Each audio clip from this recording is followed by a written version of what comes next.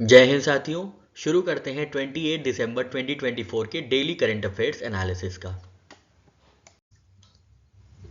साथियों, कल के वीडियो में हम लोग ने डॉक्टर मनमोहन सिंह के बारे में चर्चा की थी, जिनका अभी हाल में ही 26 दिसंबर 2024 को निधन हो गया था। ये भारत के फॉर्मर इंडियन प्राइम मिनिस्टर रहे थे, तो इनके बारे में हमने चर्चा की थी और हमने आपसे पूछा था कि ये किस नंबर के प्राइम मिनिस्टर थे और किस नंबर के गवर्नर ऑफ आरबीआई थे। तो खैर किसी ने आंसर नहीं बताया, तो हमने सोचा हम खुद ही आंसर बता देते हैं। तो सबसे पहले तो आपको याद रखना है कि डॉक्टर मनमोहन सिंह जी का निधन कब हुआ है। तो ये 26 दिसंबर 2024 को हुआ है। ठीक है, ये बहुत इंपॉर्टेंट, बहुत महत्वपूर्ण डेट है, याद रखिएगा। ठीक है, 26 दिसंबर 2024 को डॉक्टर मनमोहन सिंह जी का निधन हुआ है।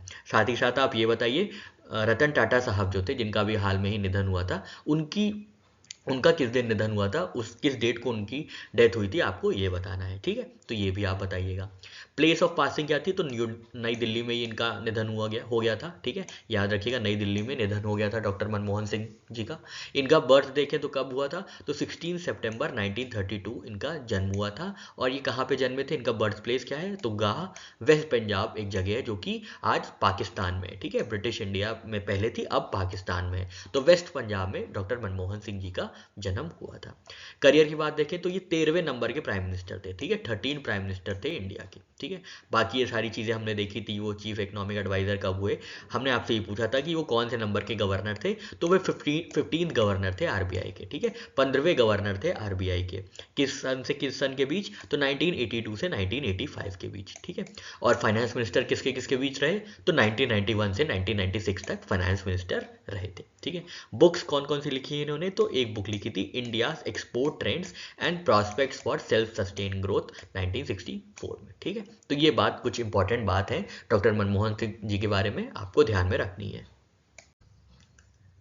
भारत सरकार ने एंड कर दिया है no detention policy for classes 5 and 8। ठीक है, तो क्लास 5 में और क्लास 8 में किसी भी बच्चे को फेल नहीं किया जाएगा। ठीक है, तो नो डिटेंशन पॉलिसी मतलब क्या होता है कि किसी की बच्चे को डिटेंशन नहीं मिलेगा, किसी भी बच्चे को क्या किया जाएगा, रोका नहीं जाएगा। ठीक है, तो इसमें क्या होता है, किसी बच्चे को भी फेल नहीं होने दिया जाता है, सबको पास कर दिया जाता है। ठीक है, तो ये पॉलिसी कहती थी नो डिटेंशन पॉलिसी, मतलब किसी को फेल नहीं किया जाएगा, तो इसको हटा दिया गया है। ठीक है, तो इसको अबॉलिश कर दिया गया है of no detention policy for classes 5 and 8। ठीक है, तो अब क्लास 5 और क्लास 8 में जो बच्चे फेल हो रहे हैं उनको आगे पुश नहीं किया जाएगा, उनको आगे पास नहीं कर दिया जाएगा, उनको क्या किया जाएगा, उनको फेल कर दिया जाएगा। ठीक है, उनको क्या किया जाएगा, उनको फेल कर दिया जाएगा। तो ये नो डिटेंशन पॉलिसी अब खत्म हो गई है। कौन से क्लासेस के लिए, तो क्लास 5 और क्लास 8 के लिए। ठीक है, allowing students to fail students, allowing schools to fail students who do not clear year end exams. तो जो भी बच्चे ईयर एंड एग्जाम्स नहीं क्लियर कर पाएंगे क्लास 5th और क्लास 8th के,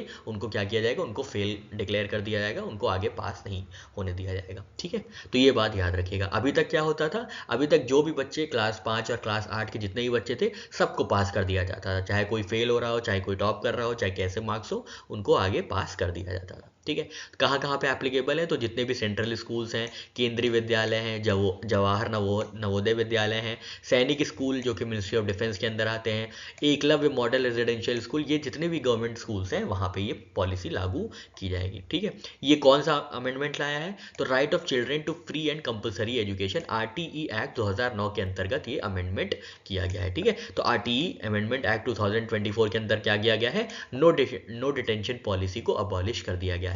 कौन से क्लास के लिए, तो क्लास 5th और क्लास 8th के लिए। ठीक है, तो ये बात आपको याद रखनी है। ठीक है, ये बात आप याद रखिएगा, और ये अलाइन हो जाती है नेशनल एजुकेशन पॉलिसी 2020 के साथ। ठीक है, तो ये बात आप याद रखिएगा कि कौन सी पॉलिसी हटाई गई है, कौन सी पॉलिसी हटाई गई है, आरटीई अमेंडमेंट एक्ट 2024 में, तो नो डिटेंशन पॉलिसी हटाई गई है। ठीक है, अबॉलिश कर दी गई है नो डिटेंशन पॉलिसी।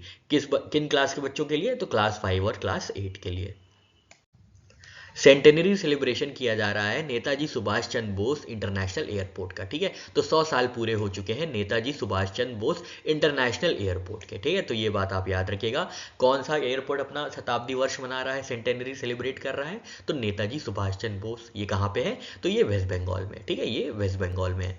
यहाँ पे एक की इनिशिएटिव लॉन्च की गई थी, इसी के लिए ये न्यूज़ इंक्लूड की गई है। तो उड़ान यात्री कैफ़े, ठीक है, तो आपसे पूछा जाएगा उड़ान यात्री कैफ़े कहाँ पे लॉन्च किया गया था, तो ये वेस्ट बंगाल में लॉन्च किया गया था। और आपसे पूछेंगे कब लॉन्च किया गया था, तो ये centenary celebration of Netaji Subhash Chandra Bose international airport के दौरान ये लॉन्च किया गया था, ठीक है। तो ये पायलट प्रोजेक्ट है by Ministry of Corporate Affairs and Airport Authority of India to cater to passengers under उड़े देश का आम नागरिक scheme offering a curated menu and affordable prices, ठीक है। कभी आपने सफ़र किया होगा, कभी आपने एरोप्लेन में सफ़र किया होगा, तो एयरपोर्ट पे गए होंगे जहाँ पे काफ़ी ज़्यादा महंगे महंगे सामान मिलते हैं, ठीक है। खाने के जो पदार्थ होते हैं बहुत ज़्यादा महंगे मिलते हैं, जिसकी वजह से उड़ान यात्री कैफ़े को लॉन्च किया गया है, जिसमें अफोर्डेबल प्राइस पे खाने पीने की सुविधाएं उपलब्ध होंगी। तो ये कहाँ से शुरू किया गया है, तो ये नेताजी सुभाष चंद्र बोस इंटरनेशनल एयरपोर्ट वेस्ट बंगाल से शुरू किया गया है।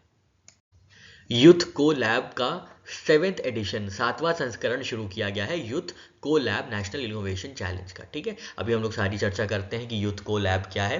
तो ये सबसे पहले ऑर्गेनाइज किसके द्वारा किया गया था, ये देख लेते हैं। तो अटल इनोवेशन मिशन, जो कि नीति आयोग के अंतर्गत काम कर रहा है, और यूएनडीपी के साथ in partnership with city foundation मिलके 7वां संस्करण लॉन्च किए हैं यूथ को लैब का, ठीक है। किसने किसने, नीति आयोग, यूएनडीपी और सिटी फाउंडेशन ने। इम्प्लीमेंटेशन पार्टनर कौन रहे हैं, तो Assist Tech Foundation Bengaluru Karnataka, ठीक है। थीम क्या है 24-25 के 7वें संस्करण यूथ को लैब की, तो enhance access to opportunities and wellbeing for persons with disabilities, ठीक है। तो बहुत इंपॉर्टेंट है, याद रखिएगा, आपसे पूछा जाएगा यूथ को लैब के 7वें संस्करण की थीम क्या है, ठीक है। सबसे पहले आपको ये याद रखना है कि कौन सा संस्करण है, कौन से नंबर का संस्करण है यूथ को लैब नेशनल इनोवेशन चैलेंज का, तो ये 7वां संस्करण है, ठीक है। कौन कौन ऑर्गेनाइज कर रहा है, तो यूएनडीपी, नीति आयोग और सिटी फाउंडेशन इनको मिलकर ऑर्गेनाइज कर रहे हैं, ठीक है। थीम क्या थी, थीम थी enhance access to opportunities and well being for persons with disabilities, ठीक है। अब हम लोग बैकग्राउंड में चर्चा कर लेते हैं कि क्या है ये। तो ये 2017 में लॉन्च किया गया था bye UNDP and city foundation, ठीक है। यूएनडीपी और सिटी फाउंडेशन ने इसको लॉन्च किया था, जिसमें क्या होता है, यूथ को क्या किया जाता है, एम्पावर किया जाता है for leadership, innovation and entrepreneurship, ठीक है। तो ये क्या करता है, ये यूथ को एम्पावर करता है through leadership, innovation and entrepreneurship. फिर 2019 में क्या हुआ, इसने पार्टनरशिप कर ली नीति आयोग के अटल इनोवेशन मिशन के अंतर्गत, ठीक है। तो जो यूथ को लैब था, इन्होंने पार्टनरशिप कर ली नीति आयोग के अटल इनोवेशन मिशन से, क्योंकि दोनों का ही जो मिशन है वो ऑलमोस्ट सिमिलर है, अलाइंड है, ठीक है। तो इसलिए ये पार्टनरशिप हुई थी 2019 में, ठीक है। अब क्या हुआ है, रीच क्या हुआ है, ओवर 6 एडिशंस, 6 एडिशंस हो चुके हैं, जिसमें 19,000 इंडिविजुअल्स को इम्पैक्ट किया गया है, उनको एंटरप्रेन्योरशिप की ट्रेनिंग दी गई है, उनको लीडरशिप और इनोवेशन की ट्रेनिंग दी गई है, और साथ ही साथ 2600 youth led social innovation teams को भी इम्पैक्ट किया गया है पॉजिटिवली, ठीक है।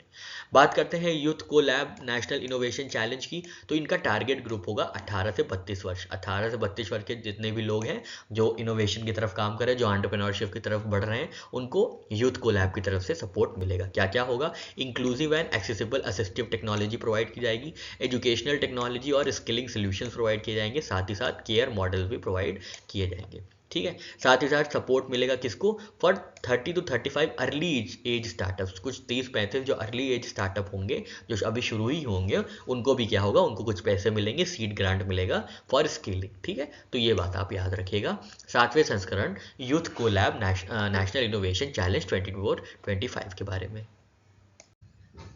स्टेट न्यूज़ की बात करें तो सबसे पहले आप देखिए, वेस्ट बंगाल गवर्नमेंट ने पार्टनरशिप की है यूनिसेफ के साथ, ठीक है। किसके लिए पार्टनरशिप की है, नॉन कम्युनिकेबल डिजीजेस को डील करने के लिए, ठीक है। तो हेल्थ केयर कैपेसिटी डेवलप करने के लिए वेस्ट बंगाल में यूनिसेफ ने वेस्ट बंगाल के साथ पार्टनरशिप की है, ठीक है। तो बस आपसे डायरेक्टली यही पूछेगा कि यूनिसेफ और वेस्ट बंगाल ने किसके क्षेत्र में पार्टनरशिप की है, तो नॉन कम्युनिकेबल डिजीज को टैकल करने के लिए पार्टनरशिप की गई है। या आपसे ये पूछ सकते हैं ऐसे करके कि यूनिसेफ ने नॉन कम्युनिकेबल डिजीजेस को दूर करने के लिए किस स्टेट गवर्नमेंट के साथ पार्टनरशिप की है, तो ये वेस्ट बंगाल के साथ पार्टनरशिप हुई है, ठीक है। इसका ऑब्जेक्टिव क्या है, इसमें हेल्थ केयर कैपेसिटी डेवलप की जाएगी वेस्ट बंगाल में to address childhood non communicable diseases and provide equal access to treatment, ठीक है। सिंपल सी बात है, बस इतना याद रखिएगा। यूनिसेफ का हेडक्वार्टर्स कहाँ है, तो न्यूयॉर्क, यूनाइटेड स्टेट्स में है। एग्जीक्यूटिव डायरेक्टर है कैथरीन रसल, स्टैब्लिश हुआ था 1946 में, ठीक है। तो ये बात हो गई यूनिसेफ की।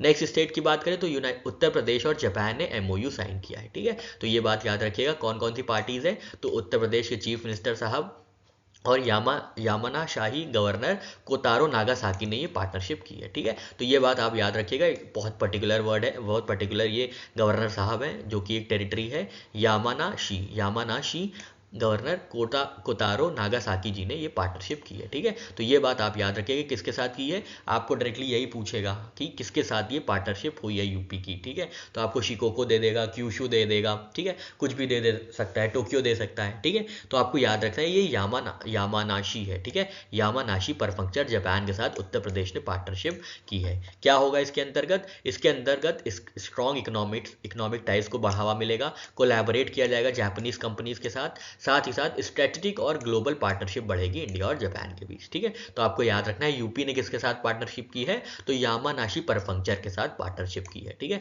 जापान तो याद ही रखिएगा, पर जब डिटेल दी हो तो डिटेल भी आपको याद रखना है। ठीक है, तो यामानाशी परफेक्चर के साथ यूपी ने, उत्तर प्रदेश ने इकोनॉमिक और कल्चरल कोऑपरेशन को बढ़ावा देने के लिए एमओयू साइन किया है।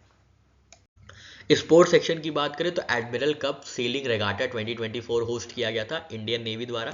आपको ये याद रखना है कौन सा एडिशन है ये एडमिरल कप सेलिंग रेगाटा का, तो ये 13th एडिशन है। ठीक है, कहाँ पे हुआ था ये, नेवल एकेडमी एजिमाला केरला में आयोजित किया गया था। ठीक है, टोटल सेलर्स इसमें पार्टिसिपेट किए थे 53 और 25 कंट्रीज इसमें पार्टिसिपेट की थी। ठीक है, पहले टीम विनर्स की बात करें तो पहली प्लेस पे है रशिया, ठीक है, सेकंड पे है टीम इटली और थर्ड पे है टीम इंडिया। ठीक है, तो याद रखिएगा टीम इंडिया जो है तीसरा स्थान हासिल हुआ है इसको 13वें संस्करण एडमिरल्स कप के। ठीक है, एडमिरल कप के 13वें संस्करण में इंडिया को थर्ड प्लेस प्राप्त हुई है। ठीक है, मेंस इंडिविजुअल कैटेगरी विनर्स देखें तो फर्स्ट प्लेस पे है लेफ्टिनेंट गोरकुनोव पीटर लिच जो कि रशिया से आते हैं। सेकेंड प्लेस पे है lieutenant Darius Lee Khaing Wei Singapore से आते हैं। और थर्ड प्लेस पे है एंजाइन पापाज विरसियाओ, पता नहीं क्या ये खतरनाक नाम है, विजरियन, ये ग्रीस से आते हैं। ठीक है, तो ये बहुत ही टेक्निकल नाम है, धीरे धीरे करके आपको याद हो जाएगा। ठीक है, एक दो बार देखेंगे, 2-3 बार तो याद हो जाएगा। विमेन की कैटेगरी बहुत ज़्यादा इंपॉर्टेंट है क्योंकि इंडिया का थर्ड जो सब लेफ्टिनेंट ईशा शाह हैं उन्होंने थर्ड स्थान हासिल किया है। ठीक है, तो याद रखिएगा ईशा शाह जो है इंडिया की, उन्होंने थर्ड प्लेस हासिल की है 13th addition of Admirals cup में। ठीक है, फर्स्ट प्लेस पे कौन है विमेन की इंडिविजुअल कैटेगरी में, तो एंसाइन कैमिलिया बर्नाबी है, इटली से आती हैं। और सेकेंड प्लेस पे है कैडेट लोशिनिया पोलेना व्लाडिवोस्टोना, ये रशिया से आती है। ठीक है, तो आपको टीम विनर्स याद रखने हैं और आपको विमेन इंडिविजुअल विनर्स याद रखनी है, जिसमें थर्ड प्लेस जो है वो सब लेफ्टिनेंट ईशा शाह इंडिया की इनको प्राप्त हुआ है। ठीक है, और इंडिया का स्थान कहाँ है टीम विनर्स में, तो तीसरा स्थान है। ठीक है, थर्ड प्लेस है टीम विनर्स में। ठीक है, कहाँ पे आयोजित की गई थी, केरला में आयोजित की गई थी। ठीक है, क्या नाम है, 13th admiral cup sailing regatta 2024।